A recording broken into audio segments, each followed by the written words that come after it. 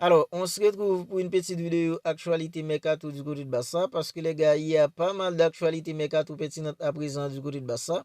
Et dans cette petite vidéo, on va essayer ensemble de voir toutes les dernières nouvelles actualités mercato du Barça.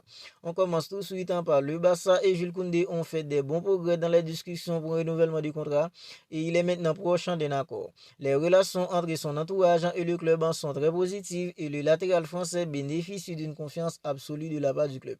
Qu'est-ce que ça fait plaisir d'entendre que le gars, il y a une confiance absolue de la part du Barça envers Jules Koundé. Parce que Jules Koundé, il fait partie de nombreux joueurs qui ont dû faire des grands sacrifices pour porter les couleurs du Barça, les gars. Je me rappelle lorsque Jules Koundé était sur le point de rejoindre une équipe comme le Barça, il y avait pas mal d'équipements de la Première Ligue qui étaient en train de faire des offres astronomiques à Jules Koundé.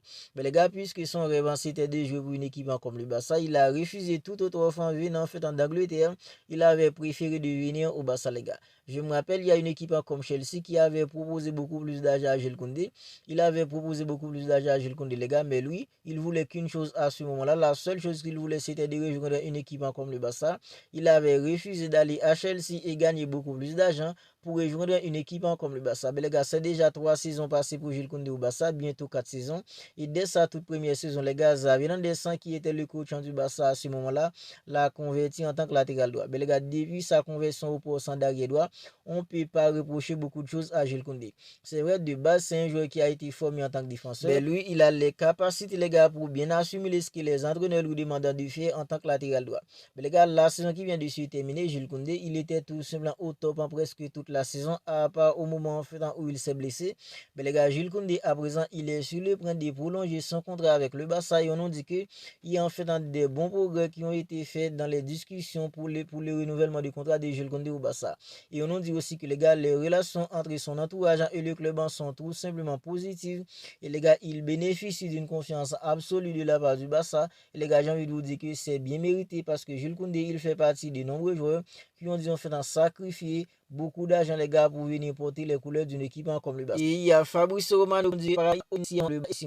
Alors, il y a environ 3 jours, on a vu une information qui disait que apparemment Deco, les directeurs sportifs du Barça, auraient mangé avec les agents de Xavi Simons. Mais les gars, à cause de ça, il y a pas mal d'informations qui faisaient quoi à ce moment-là que le Barça voulait faire revenir un joueur comme Xavi Simons parce que Xavi Simons, c'est au Barça qu'il a été formé.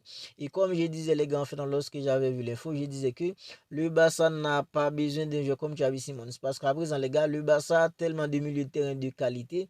Des joueurs comme en fait en Pedri, Frenkie de Jong, des joueurs comme Dani Olmo, même Pablo Torre, les gars, qui est hyper talentueux, en fait, il a dû partir parce que les gars, il n'aura pas en fait dans beaucoup de temps de cette saison, comme ça a été la saison dernière.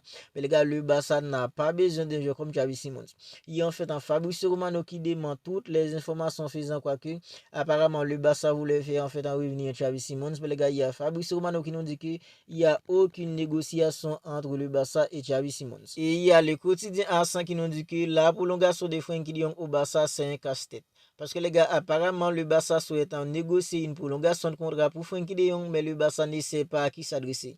Parce que les gars, apparemment, Frenkie de Jong aurait mis fin à ses relations avec son agent et il l'a pas nommé de nouveau. C'est un vrai casquette à présent parce que Frenkie de Jong, les gars, il fait partie en fait des joueurs qui touchent beaucoup plus d'argent au Barça. Je crois que c'est 19 millions d'euros par an pour un joueur comme Frenkie de Jong. Le Barça souhaite en fait négocier un nouveau contrat à Frenkie de Jong parce que les gars, dans ce nouveau contrat, il est probable pour que Frenkie de Jong baisse son salaire un peu. Alors, ça pourrait faire du bien avec la masse salariale d'une équipe comme le Barça. Mais les gars, c'est un vrai casquette à présent. C'est devenu un vrai casquette parce que Frenkie de Jong a mis fin avec ses relations avec son agent. Les gars, il n'a pas encore nommé d'autres. C'est comme si les gars, Frenkie de Jong, c'est un joueur en fait sans argent pour l'instant. Voilà ce qui complique la prolongation de Frenkie de Jong pour l'instant. Parce que les gars, le Barça aimerait bien négocier une prolongation de contrat pour Frenkie de Jong. Mais apparemment, le club ne sait pas à qui s'adresser parce que Frenkie de Jong, il a mis fin à ses relations avec son agent. Il n'a pas encore en fait nommé d'autres agents. Et il y a le quotidien catalan sportant qui nous dit que Hansi Flick veut avoir un arrière latéral et les meilleures options sont Denzel Dumfries et Grimaldo. Alors, Denzel Dumfries, les gars, on nous dit que sa clause libératoire est maintenant élevée à 25 millions d'euros. Seulement 25 millions d'euros la clause libératoire de Denzel Dumfries pour l'instant. Et dans la vidéo d'hier, je vous avais dit que les gars, si j'étais à la place des dirigeants du Barça, j'aurais déboursé les 25 millions d'euros pour payer la clause libératoire de Dumfries. Parce que les gars, c'est un arrière tout simplement extraordinaire qui peut offrir en fait pas mal d'options.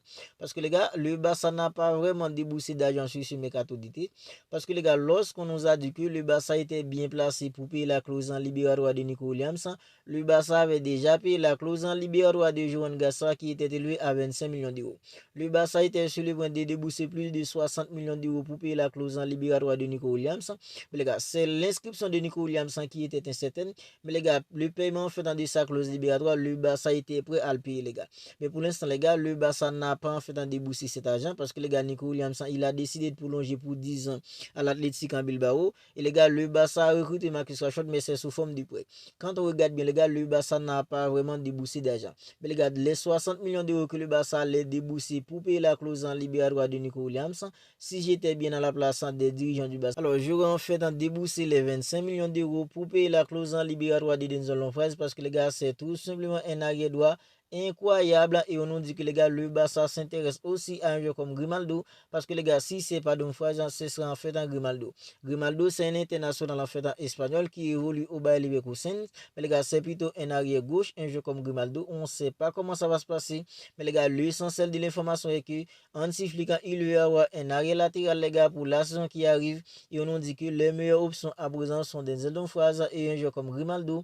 Et comme je viens de vous dire, les gars, en fait, si j'étais à la place des dirigeants du Barça, j'aurais payé la clause en libératoire de Denzel Dumfries parce que les gars, sa clause en libératoire est seulement élevée à 25 millions d'euros. Et il y a le quotidien catalan sportant qui nous dit que le Barça ne voit pas Marcus Rashford en tant qu'un numéro 9 alternatif à Robert Lewandowski, mais plutôt comme un ailier gauche qui commence large et coupe à l'intérieur. De base, Marcus Rashford, c'est un ailier gauche, les gars. C'est un ailier gauche de base. Mais c'est un joueur qui peut offrir beaucoup plus d'options en attaque à son entraîneur. Parce que Marcus Rashford, les gars, non seulement il peut évoluer en tant que numéro 9, il peut aussi jouer en tant que faux 9, les gars. Et la saison dernière, la deuxième partie de saison de Robert Lewandowski, on avait tous vu, les gars, en fait, c'était compliqué. Surtout son efficacité, c'était vraiment du n'importe quoi. La deuxième partie de saison de Robert Lewandowski. Et à mon avis, les gars, c'est pour ça qu'il n'a pas terminé en fait en petit. Parce que les gars, la première partie de saison de Robert Lewandowski, c'était tout simplement incroyable. Il avait en fait dans son niveau, son efficacité était au niveau. Le Robert Lewandowski, les gars, qui a deux actions, en fait, il les claque au fond. Alors, c'est ce Robert Lewandowski que le Barça avait surtout lors de la première partie de saison. Mais les gars, lors de la deuxième partie de saison, c'était compliqué. C'est pour ça que Kylian Mbappé a fini en fait en petit sur lui. Mais les gars, en fait, il y a Marcus Rashford qui est là maintenant. Non seulement Marcus Rashford, il peut évoluer en tant que numéro 9, il peut aussi jouer en tant que faux 9. Mais on nous dit que le Barça ne voit pas Marcus Rashford en tant qu'un numéro 9 alternatif à Robert Lewandowski, mais plutôt comme un ailier gauche qui commence large et coupe à l'intérieur. Et on nous dit aussi que les gars, Hansi Flick, il a déjà un plan bien précis quand il s'agit de joueurs qu'il doit utiliser les gars en fait au poste de numéro 9 pour la saison prochaine. Parce que les gars, il y a Robert Lewandowski, alors c'est le numéro 9 ultime du Barça à présent. Il y a Ferran Torres la saison dernière qui a été excellent à ce poste. Il y a Dani Olmo, Marcus Rashford. Tous ces joueurs, ce sont des joueurs les gars, qui peuvent évoluer en tant que numéro 9. Mais les gars, on nous dit que Hansi Flick, il envisage d'utiliser des joueurs comme Robert Lewandowski, c'est son poste. Il y a Ferran Torres et Dani Olmo au poste du numéro 9 par Marcus Rashford. Alors moi personnellement, j'en suis persuadé que les gars, il y a des matchs où Marcus Rashford jouera en tant que numéro 9 du Barça. Parce que les gars, on est tous d'accord qu'avec l'argent qu'a Robert Lewandowski à présent, il ne pourra pas enchaîner en fait dans des matchs toute la saison.